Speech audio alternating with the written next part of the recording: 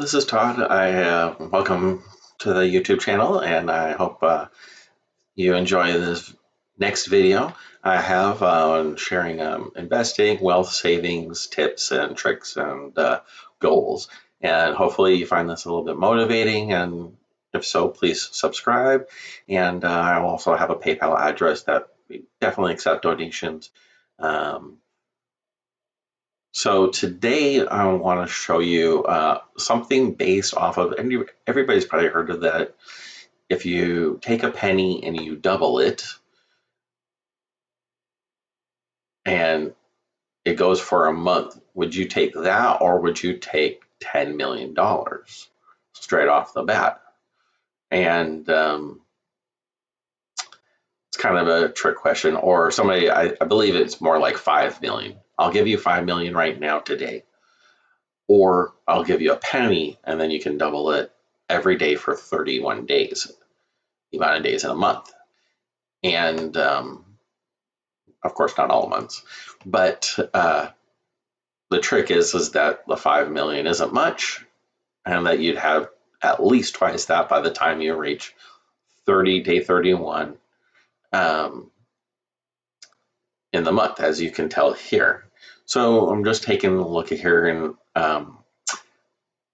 initially, when I started having kids and I wanted to teach them how to save money, one of the things I did was talk about saving out of any kind of money they got. Now, a lot of it's gift cards to buy stuff, Amazon, Starbucks, and Best Buy. Those are my kids' favorites, and so it usually ends up being gift cards when they're young, if they don't get outright presents that they've asked for ideas of. However, as they get older, they get cash sometimes. So they get cash kind of to do whatever they want. And then they get cash for, incentives, whether, I don't know, how do you want to say, to help out more around the house, weeding and whatnot. They ask for that. And then they get the little cash. These are the cash where a neighbor goes out of town, they watch their dog for a few days. It's not something that normally they need to save. That's usually given by neighbors as spending cash, but I encourage savings. So, savings, there you go. So, what's a good goal? Obviously, you want to go from day one penny to 10 million? We all want to get to 10 million, right? But most of us struggle even getting to this number 28. 28 is the tough one because that's over $1 million. Now, I say it's a tough one because a lot of people think a million is really a challenge. And it is a challenge, but it's more of a mental challenge. I'm going to kind of go over this for you to just let you know. As you can see here on day 28, it's 1,342,177. Let's go half that to day 14.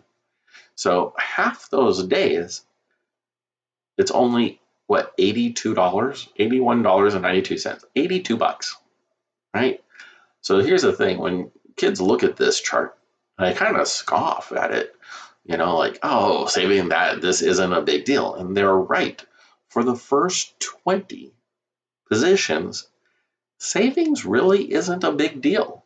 If you can't save $10, $5, $20 out of a paycheck, well, then you're really not trying. Saving $81 in a paycheck, all right, if you can save that and you think that's the big sacrifice, I'll go with you on it. Because, some people are really trying to feed, going from earnings and feeding themselves and covering all costs. However, by level 14, you should be able to start saving. And if you can put away 81, well, you can see the double is to 163. Now, this is on a one-day basis, but in real life, there is no goalpost that says you have to achieve this goal in a certain amount of days. And unfortunately, this is where people get lost.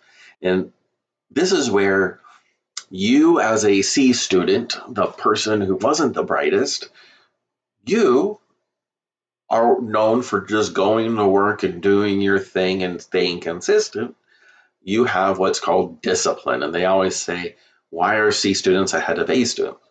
Well, it's not so much that you have to be the brightest, you just need to be the most consistent. Consistency and discipline. If you have the discipline to stay consistent on your savings, and let me repeat that again, if you have the ability to stay disciplined and consistent on your savings, you will grow your savings by leaps and bounds. So if you really concentrated on this, now I have, talked to, let's say my daughter. When she was getting a paycheck, it was somewhere between for her bike.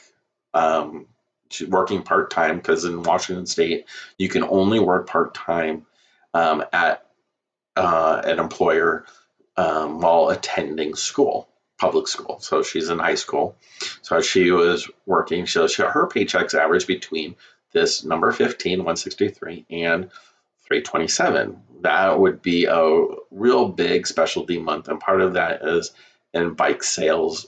Sales get counted. But over the course of the month, obviously she would exceed this because she gets paid twice a month, right? I mean, so let's say a 163 times 2, so we're talking about 300, right? I mean, it's going to be that way for all teenagers. They're not going to earn big money. They might even earn just 100 every 2 weeks or 1 week, depending on how many hours, or 200, somewhere around that. But teaching them to save. So if she gets 163, I'm always going, Emma, hey, I saw you got paid today. Hey, how much would you like to send to your Roth? Now, why the Roth? Roth because it's an investment account, and while she has her checking and her savings at her bank, I want to make sure that she sets some aside. And if she sets it aside to investments, she doesn't really count that. She doesn't count that as spendable cash because even though it's still hers and it goes away, it's what can I spend today that kids concentrate on. What can I go to Starbucks with my friends? We have a place in town where you can get pizza by the slice or a smoothie place. So it's coffee, movies, things to do, bum around. As she gets older, I mean, she doesn't buy a lot of clothes, does a lot of clothes shopping. She buys some things from Times, but she doesn't have to go to the mall in Bellevue to go get something that is a rarity if ever. Just because we don't live there, she doesn't worry about any of those, so we don't have a mall kid. Mall rat, how would you say? For those of you from the 80s, there you go. So here we are, we're looking at 325. And then if you just get them to save half, well, then if I can get them to save half of 163, I know in a couple paychecks in a month, we'll get to 163 in savings. I have another spreadsheet that all of these videos are building towards to help incentivize investing in savings for investment. And this is kind of the second in a series. So please bear with me a little bit longer.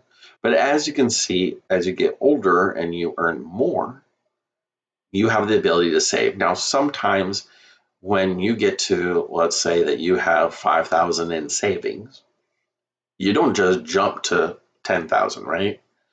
I mean, your goal is to pretty much go back down here and look to what's the next savings goal and build back up, because by the time you get up to 5,242 again to double it, that's where you get to 10,000, right?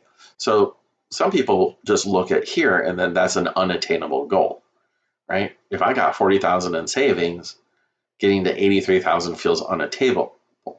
I would say go back down and start again and try to build back up to that 40,000 in savings one step at a time. Try to get to 327, try to get to 655, and try to get to all those steps again.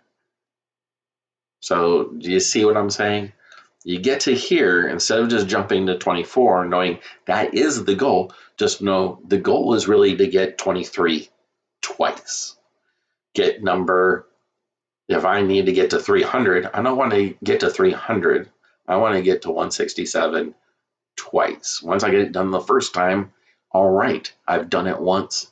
Now let me see if I can do it quicker. You see that? The goal isn't just to get to the next highest number, it's to get to the one that you've reached again quicker. Because that's all you're doing is you're just doubling it up. That's the benefit of this double. So I don't want to get to 300 and number 26 at 335,000. I want to get to 167 again. Let me get to 167,000 again quicker.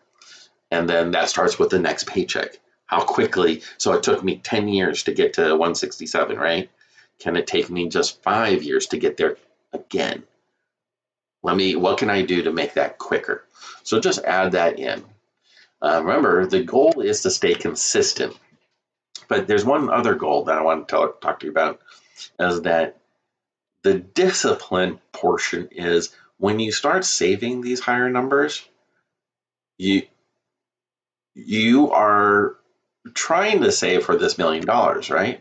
$1 million in cash. The hard part with the discipline comes in is that once you get to 83,000, you might need a new truck, a new car, a new 167,000. That's a great down payment on a home, a condo. Easily affords the sports car, the car of your dreams. I mean, you can go on a bunch of vacations. You see that? So instead of the savings, it's the discipline of staying with the savings versus now saying, hey, look at what we've done. We've saved this much, and boy, I can think of a million ways to spend it. And that's the hard part. So a lot of people don't attain 28 because it's the discipline that lacks after they get to levels 22, 23, 24, 25, 26, and 27. Those are the tough ones.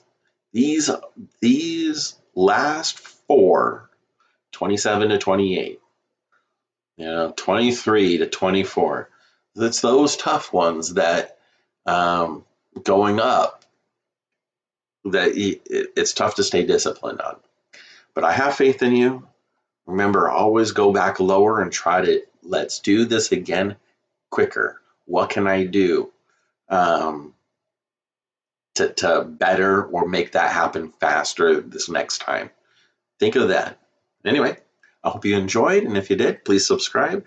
And if you would like, please send a donation to my PayPal. PayPal. Thank you. Take care.